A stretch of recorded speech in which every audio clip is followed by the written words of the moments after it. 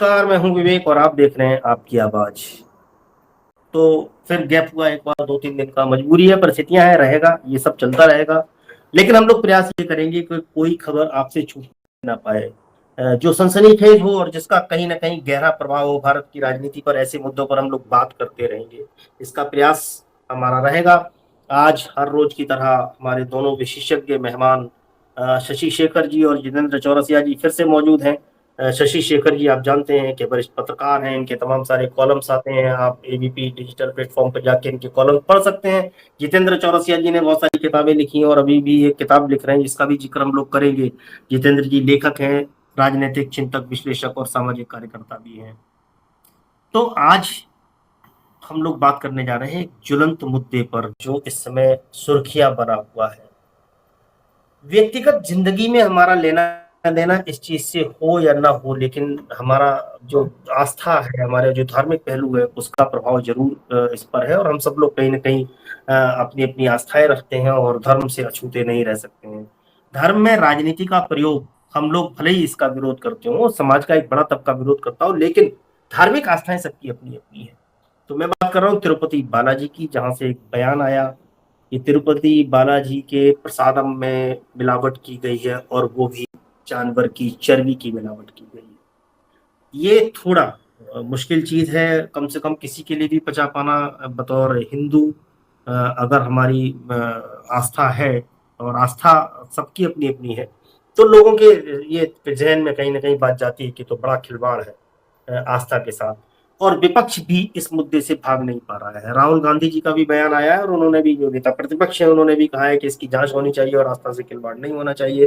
तमाम और पार्टियों ने भी कहा है कि देश के अन्य संस्थानों में भी इस तरह के जो धार्मिक ट्रस्ट हैं उनको नजर रखनी चाहिए कि इस तरह का खिलवाड़ ना हो। ये बड़ा मुद्दा बनता जा रहा है आंध्र प्रदेश की राजनीति में।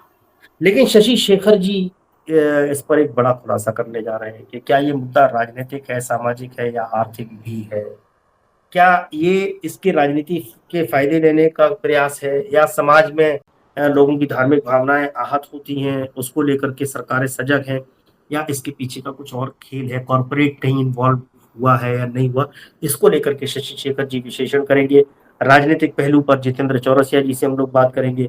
चूंकि शशि शेखर जी कुछ रिसर्च करके लाए हैं, उनसे बात करेंगे बाद में। पहले समझना चाहते हैं जितेंद्र चौरसिया जी आपसे कि इसके राजनीतिक पहलू क्या है। वहां पवन कल्याण ने भी एक अलग मांग कर दी है, और पूरे जो राजनीति है वो केंद्र बनता जा रहा है हिंदुत्व की प्रयोगशाला का आंध्र प्रदेश। तो साउथ में लोगों का कहना ये है कि ये हिंदुत्व की राजनीति जो प्रवेश करती जा रही है साउथ में, शायद जगह नहीं बना पा रही भारतीय जनता पार्टी, उसका प्रयोग है या वाकई धार्मिक भावनाओं की बात है।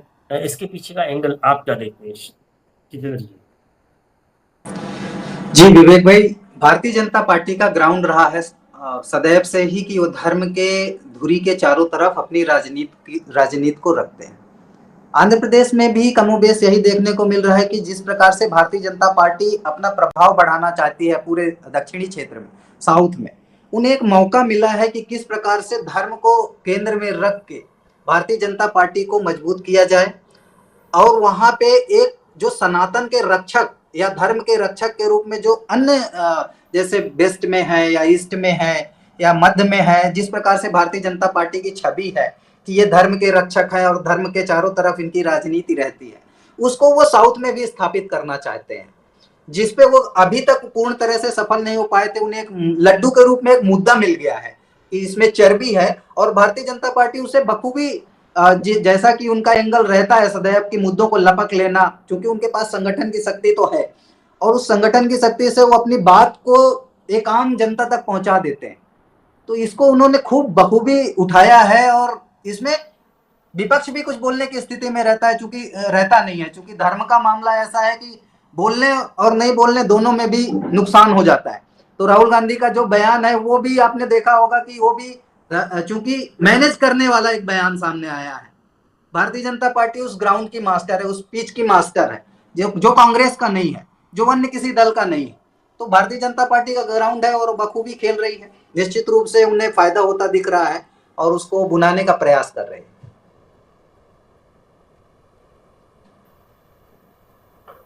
जी। लेकिन सबसे बड़ी चीज एक ये है कि टीडीपी सेकुलर पॉलिटिक्स के लिए जानी जाती थी। पवन कल्याण की भी एंट्री हो गई है। तो एक बार शशि शेखर जी को इन्वॉल्व करते हैं, उनसे समझ लेते हैं कि सेकुलरिज्म की पॉलिटिक्स करते करते, चूंकि वहां तमाम मुस्लिम समुदाय के लिए भी घोषणाएं की थी टीडीपी ने। चंद्रबाबू नायडू ने अपनी एक इमेज बनाई थी कि वो धर्मनिरपेक्ष राजनीति के पैरोकार हैं साउथ में। अचानक से वो इस प्रसादम को लेकर के हो, और चूंकि ठीक है, किसी सरकार का दायित्व है किसी की भावनाओं से खिलवाड़ हो तो उसकी जांच हो, जांच होकर के दोषियों को सजा मिले और उस पर कार्रवाई हो। लेकिन इसको जिस तरह से बयानबाजी हो रही है और जिस तरह से इसको बनाया जा रहा है, क्या आपको लगता है कट्टर हिंदुत्व की पिच पर खेल रहे हैं चंद्रबाबू नायडू? पवन कल्याण का एक बयान आया है कि वो अब उन्होंने कहा कि अब वक्त आ गया है सनातन रक्षा बोर्ड का गठन हो। तो ये कट्टरपंथ की जो राजनीति है वो आंध्रा में अपना केंद्र बनाने का प्रयास है, और उसमें एक हिस्सा बन गए चंद्रबाबू नायडू। कहीं ब्लैकमेल तो नहीं हो रहे चंद्रबाबू नायडू? किसी दबाव में तो इस राजनीति को नहीं कर रहे, जबकि इस राजनीति के लिए वो कभी जाने नहीं जाते। शशि भाई। देखिए, पवन कल्याण अभिनेता है, पॉपुलर अभिनेता है, 3-4 सीटें आई हैं उनको, लेकिन सनातन की रक्षा वो कर लेंगे या कोई व्यक्ति कर लेगा, इतनी शक्ति उनमें नहीं है, क्योंकि सनातन सबकी रक्षा करता है। और सनातन एक विशेषण है जिसका अर्थ ही है जिसके आदि और अंत का पता न हो। उसकी रक्षा करने की चिंता पवन कल्याण को नहीं करनी चाहिए। बजाय इसके इस वक्त इसी महीने में आंध्र प्रदेश में जो भयानक बाढ़ आया हुआ है, लोग उससे पीड़ित है, उसमें लोगों को क्या राहत वो दे सकते हैं, इस पर उनको विचार करना चाहिए। मैं ये कह रहा हूं कि मैं इस पूरे प्रकरण को सेकुलर या कम्युनल नजरिए से नहीं देखना चाहता, क्योंकि तिरुपति तिरुमला न सिर्फ दक्षिण भारत बल्कि उत्तर भारत के भी करोड़ों लोगों के लिए आस्था का एक केंद्र है। और वहाँ का जो प्रसादम है उसको बड़े चाव से, स्वाद से, श्रद्धा से लोग खाते हैं। उसको जीआई टैग मिला हुआ है, वो वाकई बड़ा अच्छा होता था। अभी 2 दिन पहले तक, जब तक कि NDDB, national dairy development board की वो रिपोर्ट नहीं आई। लेकिन अभी जनवरी में जब प्राण प्रतिष्ठा समारोह हुआ अयोध्या में, तो तकरीबन 300 किलो लड्डू आए थे वहां से, तिरुपति से। वही लड्डू वहां मौजूद सारे देसी विदेशी मेहमान, सुपरस्टार्स और तमाम लोगों ने खाया होगा। और अगर ऐसा कुछ है, उस रिपोर्ट में ऐसी कोई बात है, तो वाकई बहुत दुखद है। ये कट्टरपंथ या कम्युनलिज्म या सेकुलरिज्म का मसला नहीं, यह मसला भरोसे का है। 1857 की क्रांति किसी एक अफवाह पर हो गई थी सेना के भीतर। हाँ, वहाँ कारतूस में चर्बी का एक हुआ था और मंगल पांडे ने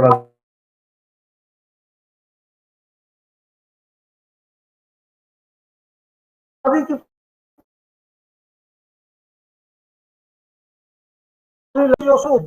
तो यह अपना भी कुछ देश का सबसे अधिक जहां पे दान आता है, सबसे धनी बोर्ड तिरुपति तिरुमला है, सबसे धनी, टॉप फर्स्ट में वो आता है। और अभी इसी बाढ़ के समय, इसी रिपोर्ट के आने के इर्द गिर्द 1-2 दिन पहले एक बड़े उद्योगपति, मैं नाम नहीं लेना चाहता, वो जाते हैं और 25 करोड़ रुपए की राहत राशि देते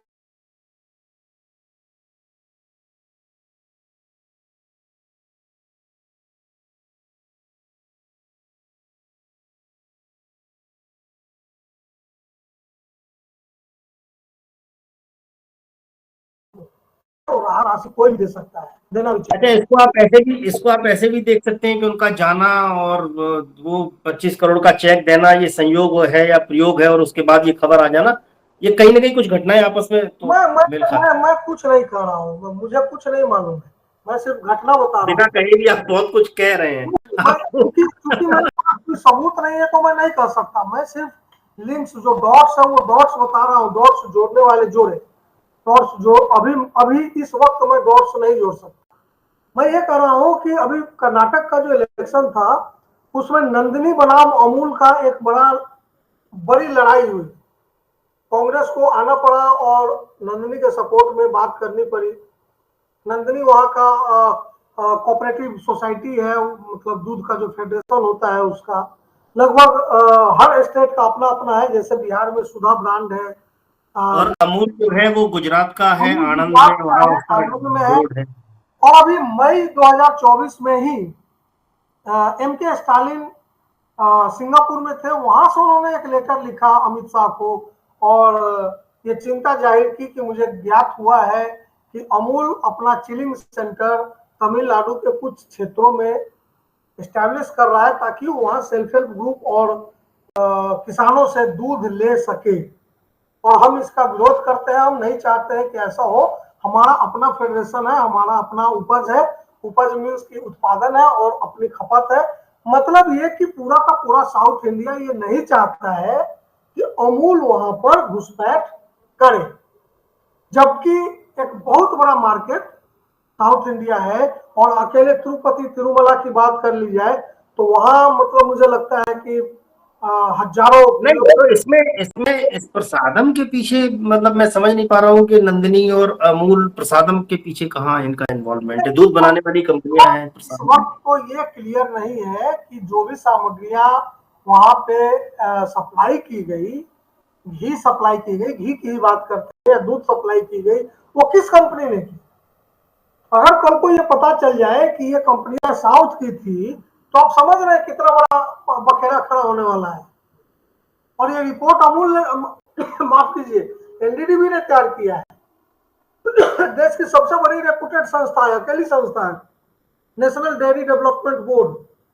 तो अगर कल को ये पता चल जाए कि साउथ की कोई कंपनी थी या कोई फेडरेशन था जो ये घी और दूध सप्लाई कर रहा था, तो उसकी पूरी की पूरी क्रेडिबिलिटी खत्म हो जाएगी।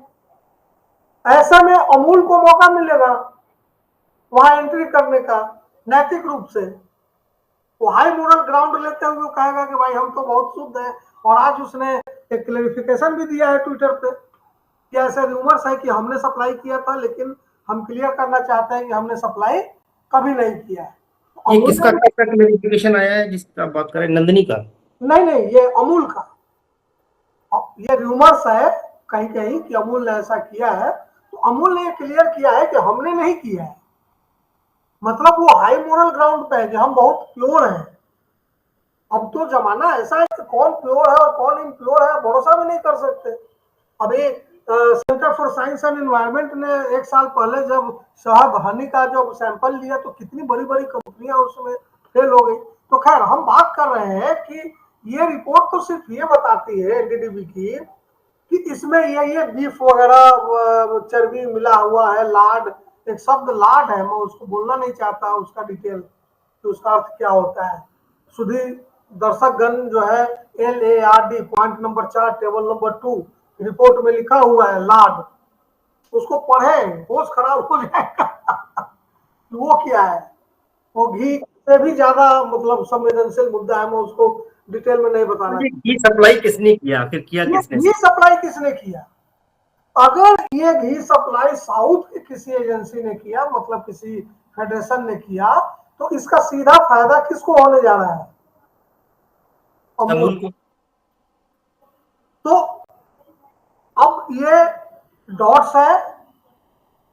और जो व्यक्ति इस देखिए कर्नाटक चुनाव में भी, और जो अभी मैंने लेटर की बात की एमके स्टालिन वाली लेटर की जो उन्होंने अमित शाह को लिखा है, तो दूध की एक राजनीतिक लड़ाई बहुत क्लियर कट इस वक्त नॉर्थ बनाम साउथ, वेस्ट बनाम साउथ चल रही है। जबकि मैं आपको डेटा बताऊं, एक डेटा है प्रिंट में छपा है केवल कि पर काउ जो उत्पादन है दूध का वो तमिलनाडु का ज्यादा है, आंध्रा का ज्यादा है बजाय गुजरात के, and they are self sufficient.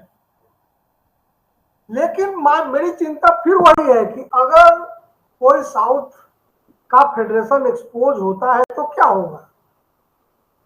पहली बात। दूसरी बात कि इस देश में जब पानी किसी एक व्यक्ति को दे दिया जाता है, रेल, हवाई जहाज के अड्डे, सेब बेचने का अधिकार, वो व्यक्ति बेसन भी बेच सकता है, वो व्यक्ति रिफाइंड ऑयल भी बेच सकता है, तो दूध क्यों नहीं बेच सकता है? वो आदमी ऑस्ट्रिया में भी कर सकता है व्यापार, बांग्लादेश में भी कर सकता है व्यापार। किसी का नाम नहीं ले रहा, किसी को, मैं बस ऐसे ही बोल रहा हूँ कि जो व्यक्ति अंतरिक्ष के लिए भी काम करे, सागर के लिए भी काम करे, जमीन से कोयला भी निकाले, जमीन से कुछ निकाले, पानी भी निकाले, हवा भी निकाले, वो दूध क्यों नहीं बेच सकता है? इशारा ही काफी है, सारे लोग जानते हैं इस चीज का जो आप इशारा कर रहे हैं, भले ही आप नाम ना लें, लेकिन लोगों को इसका अच्छे से अंदाजा है। और इस तरह के आरोप विपक्ष लगाता भी रहता है कि सरकार को कुछ पूंजीपति चला रहे हैं, जिसमें किसी एक व्यक्ति का नाम अक्सर आता है। बिल्कुल, आपने एक बात सही फिर वो ये कि भाई नाम नहीं लेना चाहती हैं तो किसी को पता है। एक सेकंड भाई, जो जिस क्रोनिक कैपिटलिज्म की बात चलती रहती है इस देश में, राहुल गांधी से पहले भी चलती रही है, मनमोहन सिंह के समय भी चलती रही है, जब कोल ब्लॉक आवंटन हुआ था, तो उसी वक्त हम लोगों ने पहली बार क्रोनिक कैपिटलिज्म का नाम सुना था। तो जो क्रोनिक कैपिटलिज्म है, जो हमारा पूंजी है, वो चल सकता है, वो चल ही रहा है, तो इससे इनकार कहाँ है? इससे कोई इनकार नहीं, और ये खुल्लम खुल्ला चल रहा है, लोग इसको स्वीकार रहे हैं। मैं तो बस डॉट्स बता रहा हूँ कि ऐसा ऐसा हो रहा, ऐसी ऐसी घटनाएं हो रही है। और इंतजार कीजिए उस दिन का, जिस दिन इस रिपोर्ट में ये आएगा कि फला साउथ की कंपनी ने या इस कंपनी ने सप्लाई किया था। चूंकि अब उसमें मामला अदालत में भी गया है, न्यायिक जांच होगी, सब कुछ होगा, तो देखिए क्या होता है। आप समझ नहीं सकते हैं, आप अंदाजा नहीं लगा सकते हैं कि राजनीति के खेल कहाँ कहाँ तक पहुंचते हैं, राजनीति में व्यापार कहाँ तक हावी हो सकता है, और राजनीति का व्यापार का गठजोड़। अब एक एक कमेंट में लूंगा, दोनों अंतिम कमेंट में लूंगा, लेकिन मैं क्लियर कर दूं, राजनीति का और व्यापार का गठजोड़ कोई नया नहीं है। संपत सरन अक्सर कहा करते हैं कि आपको लगता है सरकारें आप बनाते बिगाड़ते हैं, लेकिन हकीकत यह है कि देश के पूंजीवाद के इस युग में चंद व्यापारी, चंद पूंजीपति जिस खिलौने में चाबी भर देते हैं, वही सत्ता की गद्दी पर उछल के बैठ जाता है। आपको लगता है सरकारें आप बना रहे हैं, बिगाड़ रहे हैं, लेकिन पूंजीपतियों के हाथ का खेल है, जिसकी ओर इशारा किया शशि भाई ने। लेकिन शशि भाई, आपके पास आने से पहले एक कमेंट जितेंद्र भाई भी कुछ कहना चाहते हैं, उनका ले लेते हैं, फिर आपके पास आते हैं। जी विवेक भाई, मेरी कही हुई बात आपने पहले कह दी। जो मैं कहना चाहता था कि ये पूंजीपति जो है, ये पूंजीवादी जो व्यवस्था है, ये राजनीति और धर्म के खेल में शामिल है। और शशि भाई की बातों से साफ जाहिर हो गया है, या उन्होंने हालांकि नाम नहीं लिया, पर इससे साफ जाहिर हो गया है कि कौन पूंजीपति हैं, या कौन इस व्यवस्था को जो चला रहे हैं, या उनका क्या लाभ हो सकता है व्यापारी। बहुत ही सही विश्लेषण आज हम लोगों ने देखा। मैं यही कहना चाहता था। विवेक भाई, आपने पहले कह दिया, इसलिए मेरी बात पूरी हो गई। जी शशि भाई, ये तो आज बड़ा खुलासा हो गया आज आपकी तरफ से। खुलासा नहीं है, बस अभी खुलासा मत कहिए इसको, अभी कोई खुलासा नहीं है। खुलासा national dairy development board, NDDB, जिसमें क्लियर कर रहा हूँ, लोग इसको NDTV न समझ रहे हैं, क्योंकि NDTV भी किसी सेठ का ही है, और इसको रवीश कुमार तंज कस के गए थे कि टीवी अब सेठ का है और सेठ की भाषा बोलेगा।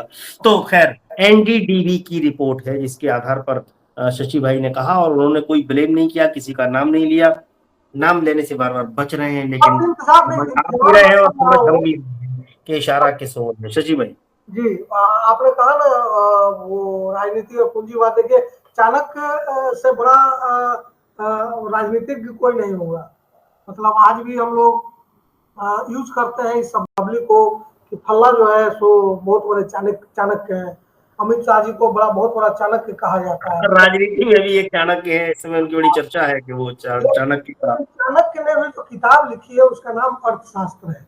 मेरा कहने का अर्थ ये है कि अर्थशास्त्र ही राजनीति है, राजनीति अपने आप में कुछ नहीं है।